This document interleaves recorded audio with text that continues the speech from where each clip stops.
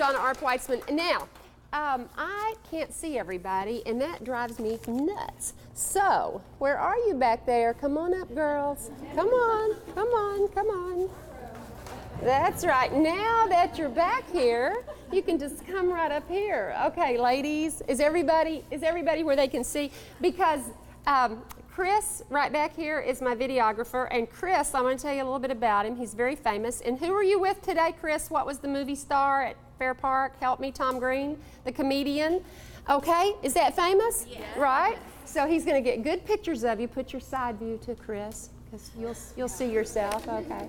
And Chris was saying that he was the only man here. He was so disappointed when you guys came in. He's like, oh, there's two guys just came in. Darn. So anyway, you guys kind of be quiet. Don't get in Chris's space too much. No, it's nice to see you. I want to thank you, Miss Natalie Westbrook, for inviting me, and also Allison. I really appreciate being here. Where's Allison? I'm back here. I took your share. Oh, I thought she's back there in the shadows. Thank you for helping us and getting it all coordinated. I brought my notes. See, I'm really high tech. Chris hates this, but I'm so high tech. They said, do you want a video, thing? And I'm like, no, just read off my paper. But anyway, I'm supposed to talk to you about building your brand. And there is a lot to building your brand, and I'm talking about building your personal brand. Now, it's important to build your business brand, and you did a beautiful elevator speech there. Like, you had that down, no notes or anything. You've done that a few thousand times, I think. But this is about building your personal brand. And so we're going to do some little exercises tonight and a few things to kind of think about building our brand. What does building your brand mean to you? Oh, no. Mm-hmm. You're sitting right there in front. I shouldn't have sat in front. I would say that building your brand is how other people look at you and how you're staying consistent. Okay, consistency. Like how you want people to perceive you. Love it, love it. Actually, she nailed it with the last sentence. So, all three sentences were germane. She came up with a theme. Oh, well, no wonder. I see, that was a setup, ladies. That was the setup. Yeah, that was a setup. She's just brilliant, and we couldn't do anything about it. But actually, building your brand is, number one, getting your message out about you, and how you want people to perceive you. Sounds like a setup, doesn't it? But it's really important. How do you want to project yourself to the world? And it's changed. And I'm talking to millennials and I guess Gen Ys, right? Gen Ys. Are there any Gen Xers here? You got to be over 45. Any Gen Xers? No, I am. There's you and I, three of us. But anyway, for the millennials and for the Gen Ys, you have it easier and you have it harder. You have it easier in that you have social media. So you've got all of the social media things, and there's many now. Facebook is still the bell cow, and that's for older people, they tell me, and then you've got Instagram and all these other things, Snapchat and yada yada. So you can build your brand on that, but the hard part of it is, so can the other 300 million people that live in the United States, and the 7 billion people almost all of them have cell phones that live in the world. And so you have a lot of competition. So that's why you have to build your brand by making it your goal, make it your mission. So I want to talk about that. The first thing you have to do, the very first thing, is think about it. That sounds silly, but you got to think about it. How would you like to be perceived to the world, Natalie? Oh, well, just I guess it's I'm a good person. I don't know. Oh no, bullshit. Come up here. It depends on my goal. Come up here. Get up here. No. Okay, then turn the camera on her. I'm a fashion blogger, but then I'm starting a new company too, so it depends on which role that I'm in. But you as a person. A businesswoman. Okay, all right, that's good. So she wants to be a businesswoman. So everything you do henceforth when you're with other people is you promote yourself as a businesswoman. And I do mean promote. I don't shy away from that. You sell yourself. Okay, you talk about your businesses. If you don't want to be a businesswoman, like me, I want to be an author. So all I do is talk about my books. All I do is talk about writing. Now, for 35 years, I was a businesswoman. But then I decided I was going to be an author. And so I wrote a book and became an author. And so now that's all I talk about. That's all I know anymore. The rest of it's gone. But no, you promote yourself as to what you want to be. Actually, Natalie, for those of you who don't know her, I think most of you do, Natalie Westbrook is a fashion blogger. And look at her. See, she's wearing a fashionable outfit. So the main thing, though, as you're thinking about yourself and how you want to brand yourself, before you start that, you think about something that's very key, and that is being relevant. There's nothing for you to sell if you're not relevant to other people. I'm not going to ask you because you know. What's relevant to other people mean? Anybody? Being in the know. Being relatable. Being relatable. Having something to offer other people. Now that's the trick, because I don't know how many of you are in here that would say, I don't have anything to offer. I'm not special. Yes, you are. Every one of you have something you do really well. It may not be sell commercial real estate. It may not be being a banker. It may not be, home moving and the things that you do. You may be really good at being a chef, or you may knit, or you may dress fashionably for other people and help them, or you may just smile well. But whatever it is, you do something well. You've got to figure out what that is, and it may be your job. It may be that you're just really, really great at your job, and what a wonderful thing that is. But whatever it is, that's what you promote. Promote what you love about you. Find it and promote it to other people, because then you become that. You practice it with yourself and other people, and you get better and better and better at it. Like me, I cannot cook. The last time I cooked was in 1998. Okay? I know that because I said at that point, that's the end of my cooking, and it has been. I cannot sew. I'm not a good homemaker. I'm not good at any of that stuff. But I do know what I'm good at. I'm really good at networking. I'm really good at that. I really like that. I like to introduce you to you and you to you, and that's just really fun for me. So I do a lot of networking. Not necessarily for my business anymore, but I just have always loved it. So I'm really good at networking. I'm a darn good salesperson, okay? I know that, and I accept it. I've always been a good salesperson because I like people, and I like to listen to people and talk to people. And so I went into sales because that's what I loved. And that's what you have to do. Now, let's say you go, I don't have enough money to be a baker, which is what I want to be. Well, then you keep doing your job, you do it well, but you promote yourself on your brand as being, commercial real estate person, and I bake cookies the best in Dallas or the best in Plano. So make yourself bigger. Take your space. Have you ever heard that? Have you ever heard about taking your space? It's a kind of an interesting psychology about space. For those of you who are sitting, let me pick somebody up. You. Tell me your name. Jenny. Jenny. You're taking a lot of space. Got your arm out, your handbag's there, you're using the other arm. I mean, she's really, you're taking up all her space. But you know what? Look at you, you're taking up a lot of space.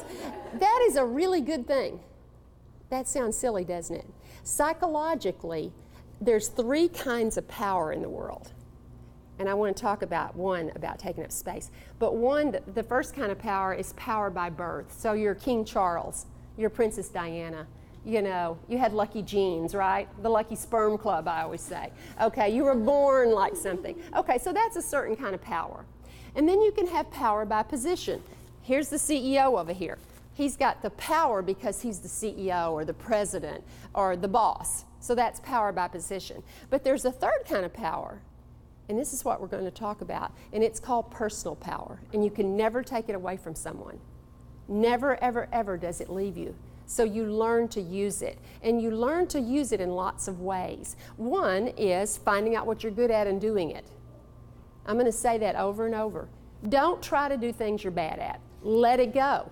Let it go. Don't worry about it. Oh my gosh, I'm bad at hemming my pants. Well, then don't hem them. Don't try. Okay? Do things that you're good at and do it a lot and do it consistently, and it will build your personal power. Use space. That's silly. Take up space in this world. When you sit down, don't sit like this. Put your shoulders back, sit up, use your entire space. That's what it's meant for. So when you walk up to somebody and you want to have personal power, you don't walk up to them and go, "Hi, I'm Donna." You walk up to them and go, "Hi, I'm Donna. See how much space I'm using? Look, my legs." Isn't that a more powerful way to do it? "Hi, I'm Donna." See what I mean? And it makes the other person pay attention to you, because part of building your brand is having people pay attention to you. Selling your brand is telling people, "Hey, I'm here, I do something well, and you're going to want to know what it is." So you smile at them, you look them in the eye, and you take up space. Don't forget that. Take up space. It sounds silly. It works. It works. The more space you take up, now you can't be like a jerk and be standing like this, although I've seen some guys do that, but you know, you take up all your body space and learn to do it. See, you're doing it right now. You're reaching over to her. That's good though. See what I mean? So that's part of building your brand as well. I want to go back to relevance for a minute. Relevance in today's world, and relevance is part of building your brand. You've got to be relevant. You've got to be good at something that you can offer other people. Maybe that's through your job, or again, baking cookies, or whatever it is. But being relevant, part of that is that's really, in today's world, and probably always has been, the only job security you will ever have. That is your job security. You yourself is your job security. Has nothing to do with you having a great job right now or whatever. It is you yourself. You take that relevance with you wherever you go, and you take that personal power, because nobody can ever take that away from you. You'll always have it.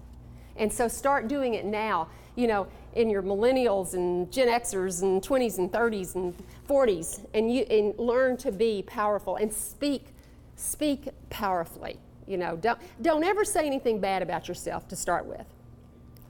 Natalie. First thing Natalie tells me is she doesn't have any buttons on her shirt. I'm like, I don't care. Because you're your best salesman. Now, you don't go up and brag to somebody. I don't mean that. But what I do mean is say something positive about you and them. And now, you've heard this a zillion times. You're supposed to listen, right? What is the secret to listening to somebody? Anybody know the one little word? There's one little word. And say it again? Well, that's good. There's one little short word. And if you do this, and you do it right now in your life, and you learn to do it over and over, you'll be the best listener. And that is called parrot. P-A-R-R-O-T.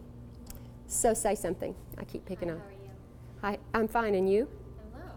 Thank you. I'm good too. You're parroting.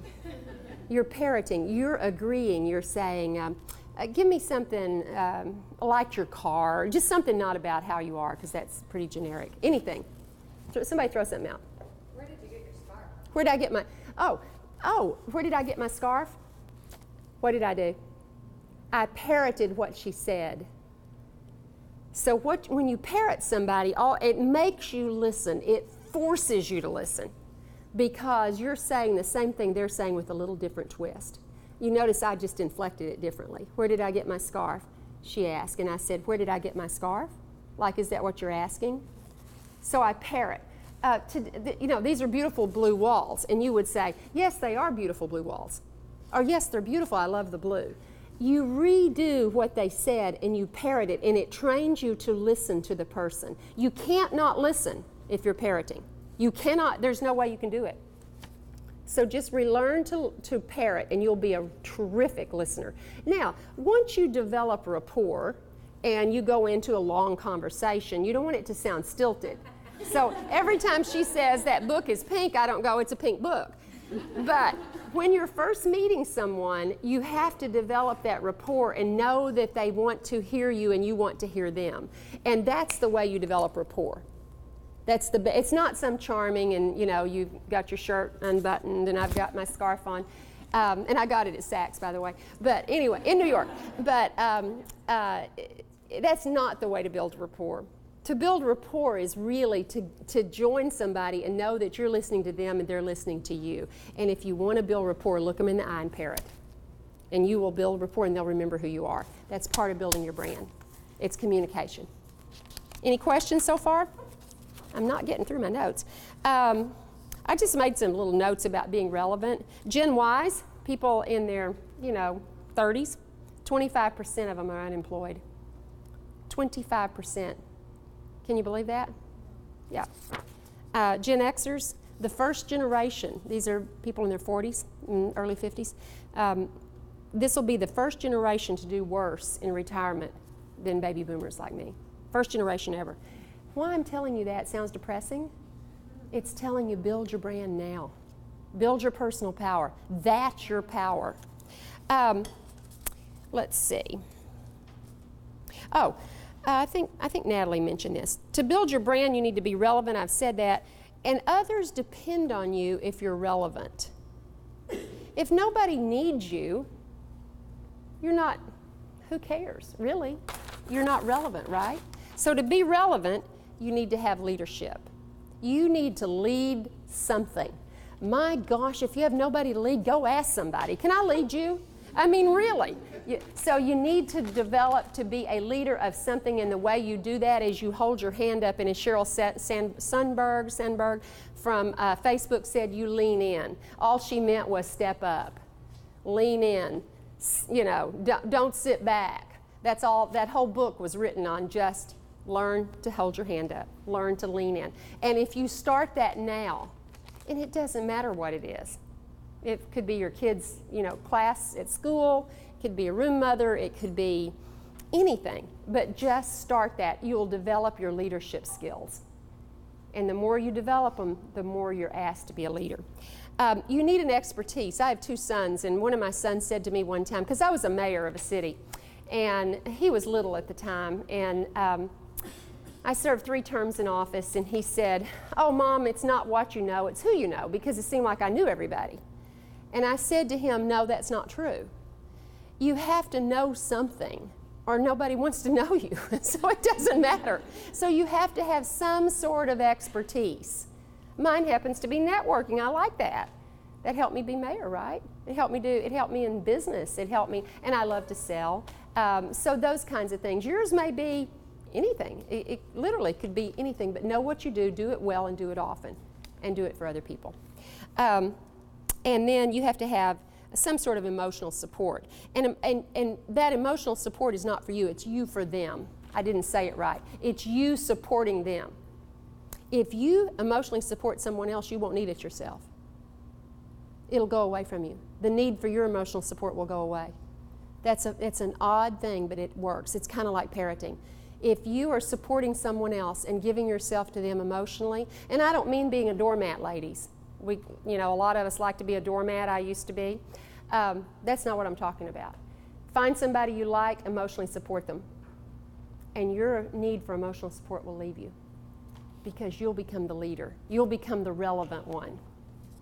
And that's what you want. It's better for you than for them, because you become relevant. Let's see. I wrote a bunch of things down, but I'm not going to read them all. Be more authentic. Get over phoniness. If you have any right now, put it on the table with my books, okay? And let's get over any pretense and phoniness. The way that I like to do that, now this is my personal way. You can do your own. Let's say that I'm talking, I've done a lot of public speaking, and I started really in my 20s, but I was lucky to be at Procter & Gamble, and there were no women back in the 70s, and so if you're a woman and could say 3 words together, you were a speaker. And so I had a lot of chances to speak. But I often would speak to people, women that were maybe 20 or 30 years older than me at the time. They'd be in their 50s and 60s, because I did a lot of training classes. And I learned that women can be really hard on other women. They can be really judgmental. They can be very critical. I think it's the way we're born. It's the way we're, that's just us. Sorry, guys, that's just us. You guys have your faults too, okay? Okay, Chris? But the thing I learned to develop rapport with people that had nothing in common with me, nothing, is I said something about myself that made me look vulnerable. Now, I'm not standing there giving them my whole thing, I'm down and depressed and blah, blah, blah. No, but I would say, oh my gosh, I broke my heel. I would do anything to develop a weakness so that they could develop rapport with me. So get over your phoniness, don't hide your flaws. Never hide your flaws. Put them out there. Put your flaws right out there. And then people will love you for it. It's amazing. If you say, you know what, I gained 5 pounds and God, I've been struggling to lose it and it sucks. People like that a lot better than going, hi, I'm looking good, right? Nobody likes that. So get over your phoniness, get over your pretense, know who you are, what really makes you happy, play to your strengths, be real and be in the moment. Be real and be in the moment. That is really important. Like last night, I'll give you this is a tiny example, and you'll have your own examples, but I had my little, you're so young you don't have to do this, but when you get older, you're going to have some spider veins, okay? Accept it now. You don't have any, okay? I do. So last night I was at this dinner and I wanted to leave early anyway. It was so boring. But so I said to them, I went to the doctor today and I was talking to these women and I wanted to leave. So I said, I had a doctor's appointment today and I just don't really feel real well. If you haven't had spider veins, I'll tell you about it in a minute. It does make you kind of icky.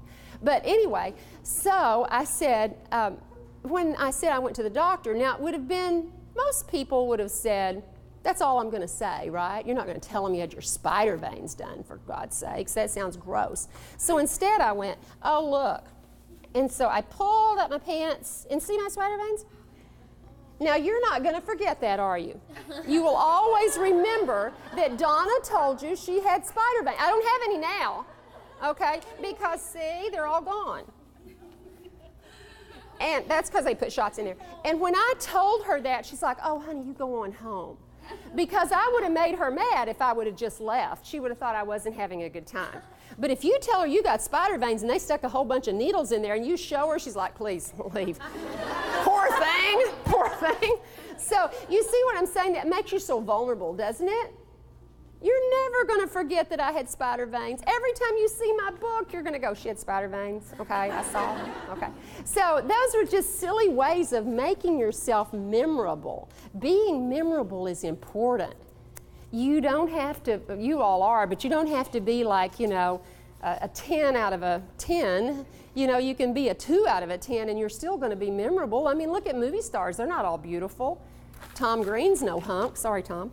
The comedian, but they're memorable, right? That's really important. That's part of building your brand, because when people see you, they'll remember you, and you'll have a better leadership roles. You'll do better in life if you do that.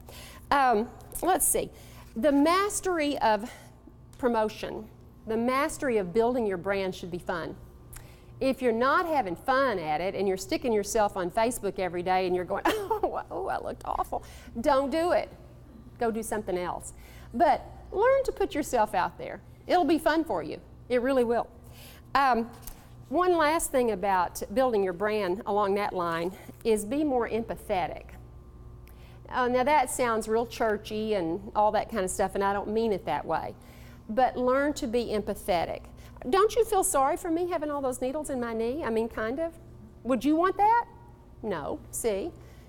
So you have to show empathy. And empathy is really just compassion for the other person. It's caring for others, and it's a desire to help them. So remember when I was talking earlier about building your brand and how important it is for you to be real and how important it is for you to show respect and things for other people? Well, part of that and to volunteer, I was talking about volunteering and how important that is. Also, the desire to help people is empathy. So, if you tell me your gorgeous blonde hair, you're having trouble with it, and I know something about, some product, I'm not going to keep it to myself. I'm going to tell you. I'm showing empathy. I'm showing that I am interested in your problem. And that's part of it. Take more action. I should have put this first. If you don't ever do anything, then forget it. There's no reason to even think about it, So you've got to take some action. You've got to start it. You got to think about it and then start it. So just take action. It's your actions that make you relevant to others. 4 little words, well, these are big words, but these are 4 things to get building your brand into motion. 1 is impetus, just means starting. Number 2, what direction is your impetus taking you? So you're starting, but if you want to build a brand of, maybe you've got the best hair in Dallas and that's your brand, and you go out and shave your head, You know, you got an impetus, but you're going in the wrong direction. So you see what I mean? You got to be consistent with your direction. Go in the way that makes you happy and makes you want to do it. Accelerate. How committed are you to your action? It's easy to do it for a couple of weeks, but try it some years. I know I started taking yoga about 5 years ago, and I love yoga now. And it was so hard, and I hated it. And I wanted to give up all the time. And I just kept on and kept on. And so now I'm really committed to it. And now I can't live without my yoga classes. But it took me about 5 years or 4 years to get hooked on it. And then velocity. Velocity is when yoga is a great example. Now when I'm not doing yoga and I go 3 days, in fact Natalie asked me about it, and I go 3 days without it, which I've had to this week because I've been on radio stations and they all are like 5:50 in the morning. It's ridiculous. But so she said something about my yoga, but you know, if you do enough yoga, the velocity of yoga is still working on your body. It's like working out or anything else. If you do it enough, you're still doing it. It's like selling. You're always selling once you learn to sell. And then my last few things, so relevancy. I want to talk about branding and how important it is. I just made an example. How many of you know McDonald's? Everybody? How many of you know a nice little hamburger stand in your town? Maybe, maybe not. What's the difference? Branding. It's all about McDonald's knew how to brand, right? McDonald's knew how to brand. The Dallas Cowboys, one of the biggest brands in the world. They're not always the best team. Sorry, Cowboys. They're not always the best team, but they're still the #1 brand in the world in football. So it all has to do with that. Personal brands. Think of somebody that you know that has a personal brand. Oprah, right? Martha Stewart, Mark Cuban. I mean, there's many of them. You know, many your age. Paris Hilton, Kim Kardashian. I mean, those are all personal brands. Whether you like it or not, they've made millions, and it's through their personal brands, right? So marketing yourself, creating, and so I like to say this. Think of yourself as a brand. And if you do that, if you think of yourself as a personal brand, you will do these things. So you'll listen by doing what? What's that one word? Parrot. You'll parrot. Now, not for 3 hours, but you'll parrot when you first get started. You'll have empathy.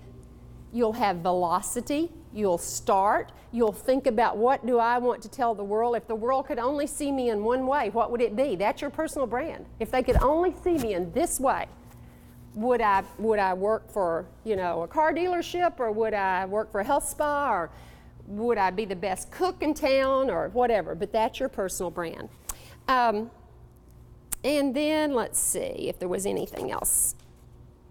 Oh, I just mentioned that I've had about 5 brands in my life. I started out in my 20s. I was a psychologist by training. I have a master's in psychology, and I worked for the state hospital, which was the worst brand in the universe. I hated my job every day, and I finally got out of it and went into sales, and then I worked for Procter & Gamble, and then some of the biggest corporations, Siemens Corporation, and then I went into commercial real estate in the 1980s, which sucked in every way, and then I left that and went into being an entrepreneur and started an orange juice company, which is now one of the biggest ones in the United States, because I had learned that at Procter & Gamble with Sunny Delight. And then in my 50s, I went into politics, and in my 60s, I became an author. And so every 10 years or so, I rebrand, just because I get bored if I don't. And this was my first book I wrote. I'm just going to spend about a minute telling you about it. And I'm not trying to sell it. I did bring a few, but if you want to buy it, fine. It's called Cinderella Has Cellulite. It's a humor book about older women dating, older women being over 40, 45, dating, and what we find out in the world, and the possibility of finding new love or not. And it's a humor book. It's a satire. When I wrote the book, I didn't write it to become an author. In fact, it embarrassed me when they called me an author, because I still don't think of myself as an author, although I kind of like it now after 4 books. But when I wrote this book, it kind of caught on and went viral. You guys know what that means. I sort of didn't, now I do. And it went all over the world, and it was sold now in 6 languages. It's got a TV pilot script written for it, a movie script written for it. It became number 14 out of 8 million books on Amazon. And why did it do that? Okay, see, I'm not bashful about building my brand, right? I'm building my brand, I'm telling you. I could sit here and say, oh, you know, but I'm not. I'm taking up space, and I'm telling you about my book. But anyway, why did that happen? Well, there's a lot of women out there, like all of us, who are looking for love, and it's not easy. So it's Cinderella. We all want to be a princess, right? But we have some baggage. And so I term that baggage cellulite. And so it's Cinderella Has Cellulite. And people love the title. And it's fun to go to Japan and go in the bookstore in Japan, and everything's written in Japanese except for Cinderella Has Cellulite and Donna Arp Weitzman. Everything else is in Japanese. So anyway, the book kind of propelled me into writing another book. And I'm going to get that green book, that blue book right there. And why did I write this book? This book is a follow-up to Cinderella, and it's called Sex and the Siren, Tales of a Later Dater. And what happened was, when this book got to Hollywood, and I have the hottest agent, I'm not kidding you, the guy is super hot. I go, whether there's business or not, to visit him out in Hollywood. Oh, actually, he is in Santa Monica, looking over the beach in his office. But anyway, when they were writing this for a TV series, they have to write 20 shows. That's a series, 12 to 20. And he said, I need more material. And we're running out of material, because this is only 160 pages. And so it caused me to start writing another book, which then came out. And I guess the people who bought this book knew me by then, so they bought this book, and this book became number 16 on Amazon last January. And so it hit big too. I know, I was lucky. I was very lucky. And so that's these two books. And then I wrote a book about shopping in Dallas, a history thing that I was hired to do. And right now I'm writing a memoir about a girl growing up in West Texas, which is me, and it's called The Wind Blew Innocent. And it's got some surprises in it. So, and I'm finished with that book. That book's going to be put to bed in about 2 months and come out. And so I'm always building my brand. And so once I'm finished, I don't sit around and go, oh my gosh, I wrote these great books. No, it's time to go on. So now I'm writing a murder mystery, and I'm about a quarter of the way through. And it's called Twisted Retribution. And I think it'll be my best book. It's my scariest book, I can tell you that. So anyway, but that's my career as an author. And now I'm just going to open it up. And if you have any questions about writing books, publishing books, how Amazon sucks, I'm happy to tell you. The book is, this one's $15 on Amazon, this one's $10. Amazon takes 1/3 of your profits. So, and your publisher takes 1/3, so you get 1/3. So I get $5 on this one and $3 on this one. So writing books is not real profitable unless you sell millions of them. Anybody have any questions? I've taken up a long time, and I'm sorry for taking up so much time. Any questions about personal power? Or who's not going to work on personal power? You? I did have a question. So you said not to talk negatively about yourself. Right. But at the same time, just show your faults. Show your faults. Don't tell your faults. Okay. In other words, don't talk in generalities. Oh my gosh, I'm not any good at cooking, or I'm not any good at so-and-so. But you can say, the last time I cooked was in 1998. You see, you set the table. It's a different way of talking. Okay. Yeah, you set the table. You don't put, and they'll put the food on it. I always like to say that. You just set the table. Yeah. So anything else? Yes, ma'am. So you had really great advice when you were rebuilding your brand throughout the years. Did you have a business coach at all? No, I found most of what they tell you is BS. Yeah. I didn't have time for that. I did not have time for that. No, I went to a psychologist one time when I sold my first business when I was 37. And it was a simple little business that got real big. I had my first child in my 30s, and I was working for Procter & Gamble, and I didn't want to travel that much. I was traveling. I was a trainer for them and a recruiter. And so I was traveling all over the country and had my first little boy, and I quit and opened a maid service. And that sounds like a simple business. Believe me, it's not. But I opened one because I could never find a good housekeeper when I was traveling. And I grew that business into 34 franchises and 10,000 houses a year just here in Dallas. And when I sold that franchise business with 34 locations around the country, just to tell you quite frankly, I became a millionaire. And I was 37 years old, and I was totally depressed. I mean, I was totally depressed. I'd had a wonderful corporate job, the first female sales manager with one division of Procter & Gamble in Texas. I mean, big corporate job, opened my own business, grew like crazy, sold it, didn't have to work anymore the rest of my life, and I was totally depressed. What am I going to do now? Everything's downhill, right? When you're 37, everything's downhill. So I went to a psychologist, and I sat there. I was paying her $125 an hour back then. That's been a long time ago. And so we're talking, and all of a sudden it hit me, and I said, I know what I need to do. And she goes, what? I go, I'm finished. I'd only been there about 20 minutes other than the hour. I said, I got to get busy. I just got to do something. And so I went home and started another business, and I opened a business of the ladies that hand out samples in the grocery stores, you know, and in Dillard's, you know, for the perfume and stuff. Well, I had a friend that was doing that, and this was in the late 80s. And so I went to Dillard's and got their account and got 10 of my friends, and we handed out samples during Christmas. I grew that business to 700 women. We had virtually every account, every grocery store in Texas. And then I franchised it, went national, and 3 years later I sold it again. I was retired again. It's like, now what do I do? And so then I bought a franchise for orange juice, and then I finally ended up buying that company. And so, and that orange juice is still made, and my son runs that company now. What is the orange juice? Tampico. Probably all of you know Tampico. Yeah, we make it in many flavors now. Yeah, so yeah, you'll see it in the grocery store. It's literally, it's the largest drink product in the country, and we have 7 flavors. And so anyway, we started that. That took me a long time though. That was really hard. And then I ran for mayor and became mayor, and then I sold my Tampico business, although my son still works for them, and then went into commercial real estate and bought into a fund and grew it to about 8,000 investors, and sold the fund in 2007 for those of you in commercial real estate. Good timing. Yeah. So my partners, I see them around here, they bought me out, and they don't look healthy. They look unhealthy. But anyway, yeah, I sold it out in 2007. Are you ever gonna write a book on business? I don't know. I might. Where did you start in commercial real estate? I worked for a guy named John Piercy, and if John was here, I would tell you it's called Carlisle Company.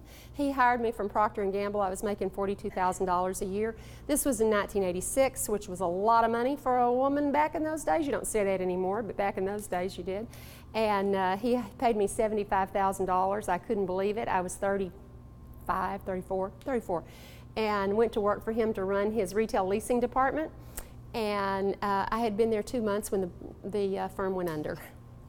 Yeah, so that sucked in every way. And I always tell John, he's a good friend of mine, right? Of my husband's, they're really good friends. I always say, of all the bosses I've ever had, and I've had a lot of bosses, John, you were the worst. I love him, though. I love him dearly, but I always tell him that. So anyway, and then I went back when I ran my fund. That was in commercial real estate. I'd gone to Harvard Business School, so I always wanted to do a fund, and I thought that'd be funny. Anything else? Yes, ma'am. Did you ever have a mentor really through your career? You know, I think I always had a mentor, but I never knew who they were.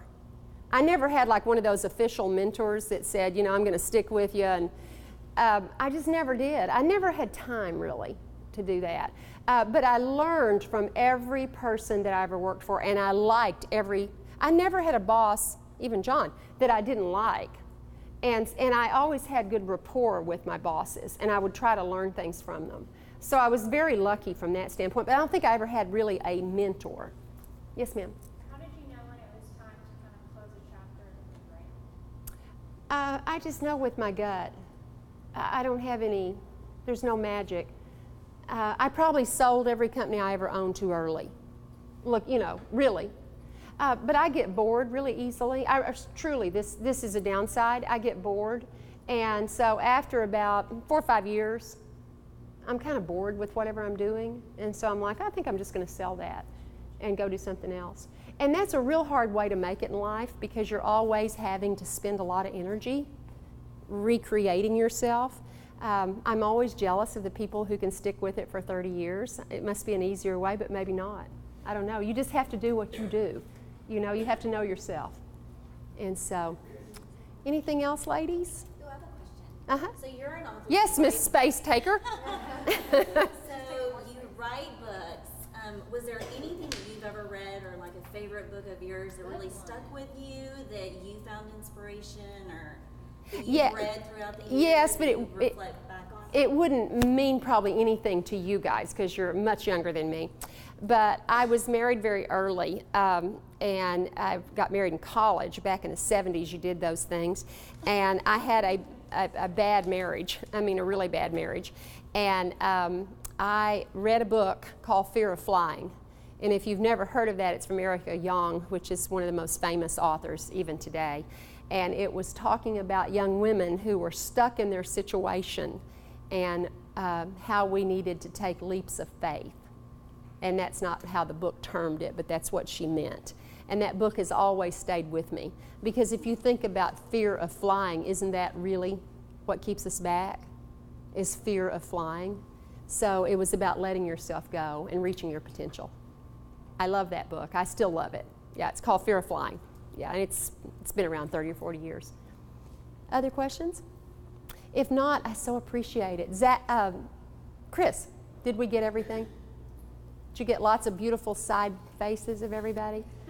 Is there anybody that doesn't want to be on our video? If it is, raise your hand right now.